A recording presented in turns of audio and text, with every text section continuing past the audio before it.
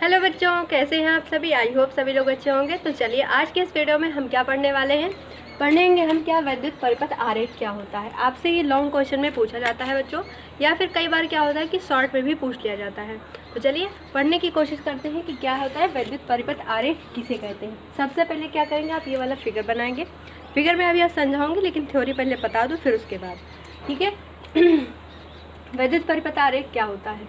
P Q एक चालक तार है। ये क्या है, पी और क्यू एक चालक तार है जिसमें सेल द्वारा धारा भेजी जा रही है। ये क्या है, एक सेल है, इसमें धारा क्या हो रही है, भेजी जा रही है, ठीक है। तार में प्रवाहित धारा के मापन के लिए अब हमें क्या करना है, इसमें जो तार में प्रवाहित धारा है, जो सेल द्वारा धारा आ रही है, मान लीजिए सेल द्वारा धारा आ रही है, ठीक है, ये हो गया आई, ठीक है, धारा आ रही है। अब इसके मापन हमें करना है। मापन हम कैसे करेंगे, अभी आपने जो पिछली वीडियो थी उसमें पढ़ा कि विद्युत धारा का मापन कैसे किया जाता है, उसमें अमीटर का प्रयोग किया जाता है। तो हमने एक अमीटर लगा दिया, अमीटर का नाम हमने रख दिया ए, ठीक है। विद्युत धारा के मापन के लिए अमीटर ए को चालक तार के श्रेणी क्रम में जोड़ा गया है। अब आपने पिछली वीडियो में पढ़ा था विद्युत धारा का मापन हम कैसे करते हैं, उसमें जो अमीटर होता है उसको किस क्रम में जोड़ते हैं, श्रेणी क्रम में। लेकिन वहीं विभवांतर के लिए हमने क्या पढ़ा था, उसको समांतर क्रम में जोड़ा जाता है, ठीक है बच्चों। चलो देखो, तो मापन के लिए अमीटर ए को चालक तार के श्रेणी क्रम में जोड़ा गया है। तार के सिरों पी व क्यू के बीच विभवांतर, ये है पी, ये है क्यू, इनके बीच में जो विभवांतर है, विभवांतर के मापन के लिए वोल्ट मीटर वी को तार के समांतर क्रम में जोड़ दिया गया। किसमें क्रम में, समांतर क्रम में, ठीक है। वोल्ट मीटर हमें जो वोल्ट मीटर है वो विभवांतर के लिए है, अमीटर जो लगा गया है वो धारा के लिए है, ठीक है, जोड़ा जाता है। ये मापें, ये जो माप निकल के आएगी, मतलब अमीटर हमने धारा के माप के लिए जोड़ा है, जो वोल्ट मीटर है वो वोल्टेज के लिए जोड़ा है, मतलब विभवांतर के लिए जोड़ा है। तो जो निकल के आएगा वो किस में होगा, धारा का मात्रक क्या होता है, एम्पियर, विभवांतर का मात्रक क्या होता है, वोल्ट। तो जो माप निकल के आएगी वो किस में निकल के आएगी, एम्पियर और वोल्ट में। धारा की जो माप होगी वो एम्पियर में ज्ञात हम कर देंगे, और विभवांतर की जो माप होगी वो किस में ज्ञात कर लेंगे, वोल्ट में ज्ञात कर लेंगे, ठीक है। ये थ्योरी पहले आप लिख लीजिए। अब थ्योरी के बाद ये वाला फिगर पे आपको बनाना है। कैसे बनाना है, देखिए ये क्या है, चालक तार है पी और क्यू, जिसमें क्या हुआ है वोल्टेज, हम इसमें वोल्ट जो भी वोल्ट मीटर है वो हम लगा देते हैं। किस क्रम में लगाएंगे, समांतर क्रम में लगाएंगे। उसके बाद इसी चालक में जो सेल है, यहाँ पे सेल बना लीजिए ऐसे, सेल द्वारा धारा प्रवाहित की जाती है। धारा के मापन के लिए अमीटर ए का हम प्रयोग करेंगे, जोड़ेंगे। लेकिन जो अमीटर ए है वो किस क्रम में जुड़ेगा, श्रेणी क्रम में जुड़ेगा। किस क्रम में बच्चों, श्रेणी क्रम में। इस पर बहुत ध्यान से पढ़िएगा, ठीक है, आपसे ये सभी पूछे जाते हैं सवाल, श्रेणी क्रम। और वोल्ट मीटर किस में जुड़ेगा, समांतर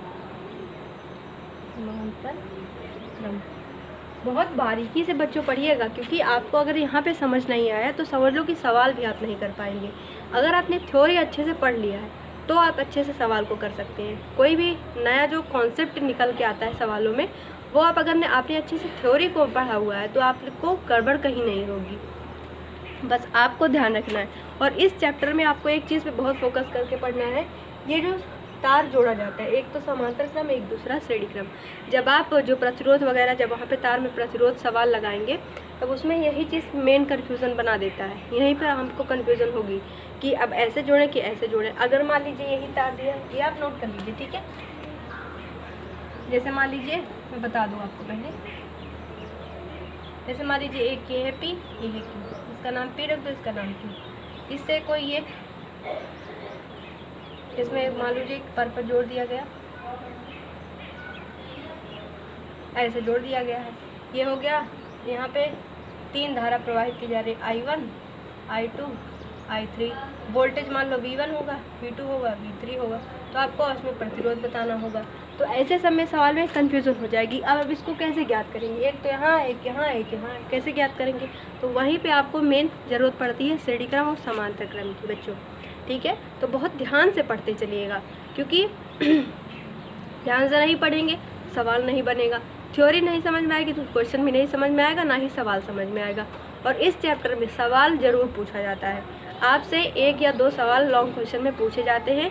और कई बार तो शॉर्ट वेरी जो होता नहीं है, उसमें क्या बोलते हैं, जो बहुविकल्पीय प्रश्न होता है, उसमें भी कई बार ये सवाल पूछ लिया जाता है। बहुत छोटे सवाल होंगे, पूछ लिए जाते हैं, वहाँ पे आप उसको सॉल्व करेंगे और आंसर करेंगे। तो ऐसी चीज़ों को बहुत ध्यान से आप पढ़ते चलिए। ये हो गया आपका क्या, विद्युत परिपथ आरेख, आपने अच्छे से नोट कर लिया होगा। अब इसमें जो वैद्युत परिपथ है, वैद्युत परिपथ में क्या क्या उपकरण प्रयोग किए जाते हैं, ये आपसे सवाल पूछा जाता है। तो हेडिंग डाल लीजिए वैद्युत परिपथ में उपकरण, जो प्रयोग उपकरण, मतलब वैद्युत परिपथ में प्रयोग उपकरण। चलिए बच्चों, अब हमें क्या पढ़ना है, इसके आगे आप हेडिंग डाल दीजिए। जो अभी आपने उपकरण हेडिंग डाला है उसके अंदर पहली हेडिंग डालिए प्लग कुंजी। अब समझते हैं कि प्लग कुंजी क्या होता है। लिखिएगा, यह वैद्युत परिपथ जोड़ने तथा तोड़ने के काम में आता है। मतलब क्या है, वैद्युत परिपथ को अगर हमें जोड़ना है या फिर तोड़ना है तो उन दोनों के लिए क्या काम आता है, हमें प्लग कुंजी की सहायता की आवश्यकता पड़ती है। इसमें एबोनाइट की छोटी आयताकार प्लेट पर पीतल के दो गुटके आपस में जुड़े रहते हैं। मान लीजिए गुटका ए है, ये गुटका बी है, ठीक है। तो कह रहा है इसमें एबोनाइट की छोटी आयताकार प्लेट पर पीतल के दो गुटके, ये मान लीजिए एबोनाइट है, इसकी आयताकार प्लेट है जिस पर क्या है, कोई एक प्लग ए और दो जुड़ा हुआ है, ठीक है। जिनके बीच खाली स्थान में पीतल का प्लग फिट रहता है, ठीक है। इनके बीच में जो खाली स्थान है इसमें क्या रहेगा, पीतल का प्लग फिट रहता है। दोनों गुटकों में एक एक संयोजक पेच लगा रहता है। वैद्युत परिपथ के तारों को इन्हीं पेचों से जोड़ा जाता है। मान लीजिए तार है, एक ए एक बी, इनसे मान लीजिए तार को हमने जोड़ दिया। तो कह रहा है वैद्युत परिपथ के तारों को इन्हीं पेचों से जोड़ा जाता है। प्लग निकालने पर वैद्युत परिपथ टूट जाता है तथा लगाने पर वैद्युत परिपथ जुड़ जाता है। जो प्लग है उसको हम निकाल देंगे, वैद्युत परिपथ टूट जाएगा। अब उसको हम लगा देंगे तो क्या हो जाएगा, वैद्युत परिपथ जुड़ जाएगा। तो यही आपसे इसमें कह रहा है। आप इसको अच्छे से एक बार फिर से पढ़ लीजिए, फिर से मैं आपको पढ़ के बता दूं। यह वैद्युत परिपथ जोड़ने तथा तोड़ने का प्रबंध है। इसमें एबोनाइट की छोटी आयताकार प्लेट पर पीतल के दो गुटके आपस में जुड़े होते हैं, जिनके बीच खाली स्थान में पीतल का प्लग फिट रहता है। दोनों गुटकों में एक एक संयोजक पेच लगा रहता है। वैद्युत परिपथ के तारों को इन्हीं पेचों से जोड़ा जाता है। प्लग निकालने पर वैद्युत परिपथ टूट जाता है और लगाने पर वैद्युत परिपथ जुड़ जाता है, ठीक है बच्चों। तो ये फिगर आपको बनाने की जरूरत नहीं है, ये मेरे समझाने के लिए केवल बनाया हुआ है। चलो दूसरा हेडिंग डालिए धारा नियंत्रक। पहला आपने लिखा प्लग कुंजी, दूसरा लिखिए धारा नियंत्रक। अब धारा नियंत्रक क्या होता है, अब इसके नाम से ही आप समझ पा रहे होंगे कि क्या कह रहा है। धारा नियंत्रक मतलब धारा का नियंत्रण। तो कह रहा है वैद्युत परिपथ में धारा की प्रबलता कम या अधिक करने में काम आता है, ठीक है। धारा का क्या कर रहा है, नियंत्रण। कम या अधिक करने में काम कौन कर रहा है, धारा नियंत्रक के द्वारा काम किया जा रहा है, ठीक है। थर्ड हेडिंग डालिए प्रतिरोध बॉक्स। अब ये क्या होता है, वैद्युत परिपथ में ज्ञात प्रतिरोध डालने के काम आता है कौन, प्रतिरोध बॉक्स, ठीक है बच्चों। कुछ भी समझना नहीं, बस आपको इसको याद करते चलना है। जो भी थ्योरी मैं आपको करा रही हूँ लिखते हुए चलना है। अगर जिसके पास नोट्स नहीं है तो आपको लिखना है, नोट्स है तो उसको बार बार रिवाइज करना है, ठीक है।